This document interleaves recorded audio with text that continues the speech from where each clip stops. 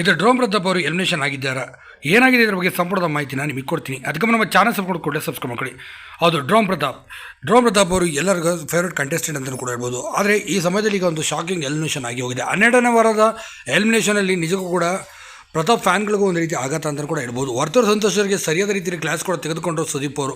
ಅದರಂತೆ ಮೊದಲನೇ ವೀಕಲ್ಲಿ ಅಂದರೆ ಮೊದಲನೇ ದಿನದಲ್ಲಿ ಈಗ ಇಬ್ಬರನ್ನು ಕೂಡ ಸೇವ್ ಮಾಡಿದ್ದಾರೆ. ಅದರಲ್ಲಿ ತುಕಾಲಿ ಸಂತೋಷ್ ಮತ್ತು ವಿನಯ್ ಅವ್ರನ್ನ ಸೇವ್ ಮಾಡಿದ್ದು ಬಿಟ್ಟು ಇನ್ನು ಬಾಕಿಯವ್ರನ್ನೆಲ್ಲನೂ 2ನೇ ದಿನಕ್ಕೆ ಮುಂದುವರಿಸಿದ್ರು.